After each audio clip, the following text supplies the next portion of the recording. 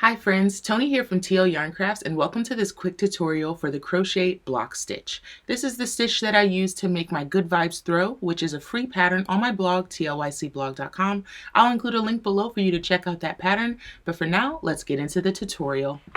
To start our stitch pattern, we're going to need our main color and then any colors that we want to use for our accents. So we're going to start with foundation double crochet stitches. If you need a more in-depth tutorial, you can click the video that I just put up. So we're going to start with a chain 2, yarn over a hook, insert into that second chain from the hook, yarn over, pull up a loop, yarn over, chain 1, yarn over, pull through 2, yarn over, pull through 2. Now we're going to yarn over and insert into that first chain that we made. We want to make sure we go under 2 loops of that chain. Yarn over, pull up a loop, chain 1, yarn over, pull through 2, yarn over, pull through 2. Again, we're going into that chain there at the bottom. And I like to start my blankets off with foundation stitches, so then I don't have to worry about the tension that you sometimes get when you start with chain stitches. So we're going to do a foundation that is a multiple of 3 plus 2 stitches. So we'll do a quick count here just to show you how to count your stitches. I'm going to rotate to look at the top of our stitches here, and we have 1, 2, 3, 4, and 5. We want to have a multiple of 3 plus 2. So continue to the length of the foundation that you want, and that's going to end up being the width of your blanket. So I just finished my foundation to the width that I want. I'm just making a small swatch for the sake of this tutorial. But I have 17 stitches here. 1, 2, 3, 4, 5, 6, 7, 8, 9, 10, 11, 12, 13, 14, 15, 16, and 17. So now I've just pulled up my working loop, and I'm going to leave that here. I'm going to return back to the right side of my work. I'm going to grab my accent color, and I'm going to join it with a standing single crochet stitch. So the way that I'm going to do that is place a slip knot on my hook, insert my hook and tighten it down, and I'm going to find the space between my first and second foundation double crochet stitches. So this is my first and that's my second. I'm going to insert my hook between those 2 stitches, yarn over and pull up a loop, yarn over and pull through 2. And that's how I'm joining my color. Now I'm going to chain 2, and I'm going to skip 3 stitches and then single crochet into the space after that 3rd stitch. Again, chain 2, skip 3 stitches, single crochet into the space after the 3rd. Chain 2, skip 3, single crochet into the space. And you'll do that all the way across, and your last stitch is going to go in the space before the final double crochet. So here we are, chaining 2. Oh, I think I only chained 1 back there. My bad. Definitely want to make sure you chain 2. Skip 3. Here we go. Chain 2. And we skip these 3, and the last single crochet goes right here. Now at this point, we will want to cut our accent color, leaving a nice long tail to weave in ends later. Just like that.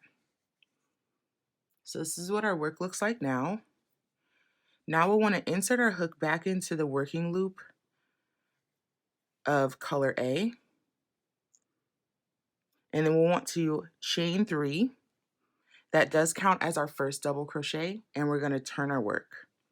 And now we're going to work into the chain 2 spaces that we created with our accent color and place 3 double crochets into that chain 2 space.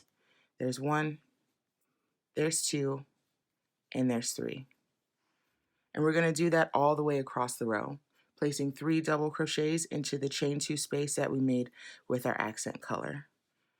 There's 2 and 3. We'll go all the way over together. 3 double crochets into the chain 2 space. And that's how we get those pretty kind of peekaboo stitches of our accent color. There's 2 and 3. There's 1, 2, and 3 in that chain 2 space here. And we're going to finish up by placing our final double crochet in the last double crochet of that row right here. And again, we're going to pull that loop up and out, and we're going to return here to our chain. So still working on the same side of our work, we haven't turned yet. I'm going to grab my next accent color, which is this pretty dusty rose. And I'm going to find the space between my chains here and my 3 double crochets, place a slip knot onto my hook, insert into the space, yarn over, pull up a loop, yarn over, pull through 2, and now I'm going to chain 2, skip 3 double crochets, single crochet in the space after the 3rd double crochet. It's going to be a lot easier to see them now because we've kind of established the pattern, so getting into that space is going to be a lot easier. Make sure you're chaining 2, skip 3, single crochet into the space after the 3rd. Chain 2, and the very last single crochet goes in the space before the last double crochet here. Now we'll just want to pull up the loop, cut our yarn, pull that loop up and out, and now we fastened off that color. And again, we're going to go in with our main color, just tighten that loop down. We're going to chain 3, turn our work. Remember that chain 3 counts as our first double crochet, and we're going to place 3 double crochets into the chain 2 space, just like that. And those are the steps to repeat this pattern.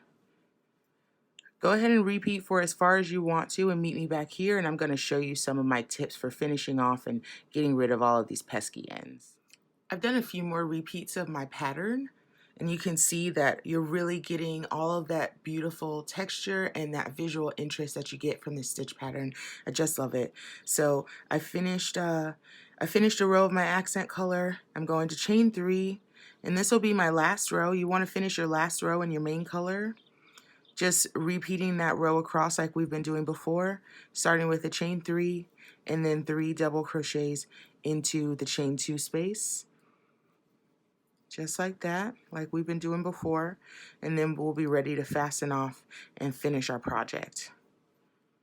So there's 2 and there's 3 double crochets there, just a few more spaces, 1, 2, 3 double crochets there, 3 in this space, 1, 2, and 3. Let's move this tail so we can get over to our chain. We're placing the last stitch in the 3rd chain of our turning chain, just like that. And now we're actually ready to fasten off that last color, and we can start weaving in our ends. So since we carried up our A color, we can very easily weave in just the 2 ends that we're going to have left. But as you can see, we have a lot of ends left from our accent colors. And that's pretty much how it's going to be if you want to get this, this pretty pop of color at the end of your rows. If you try and carry these colors up, it's going to fill this whole space, and you won't get that airiness that you're going to be able to get from the way that we did it here today. So what we'll want to do to weave in our ends is grab just a tapestry needle. I like to use metal ones. I think it's easier to get into the stitches, but it's completely up to you. We're going to put our color on, and then we're actually going to, I like to weave under both legs of the stitch and then start going under the stitches from the A color. So I like to go under the stitch of the actual color just to make sure that color still pops, make sure that stitch pops, and then I'm going to work it under my A color stitches that are right above it.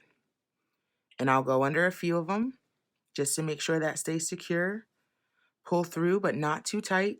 I always kind of pull it just to make sure the stitches stay relaxed. Then I'm going to grab my scissor, get nice and close, and trim that end off. Make sure I don't actually cut my stitch, of course. So on the other side, I'll do the same. Grabbing my yarn end, putting that through my tapestry needle. I'm going to work under both legs of the stitch and then start working under the legs of my A color. And I'll work under a few of them because I don't want my stitches to start working their way out. It's probably not going to go anywhere, but better safe than sorry. And I'll do that for each of my stitches. And when you're all done weaving in those ends, you can block your project lightly just to relax the stitches, but then you're all done. Thank you so much for joining me for this tutorial today. If you enjoyed this video, please give it a thumbs up and be sure to subscribe for more stitch patterns, free crochet patterns, and product reviews. Thanks so much, guys.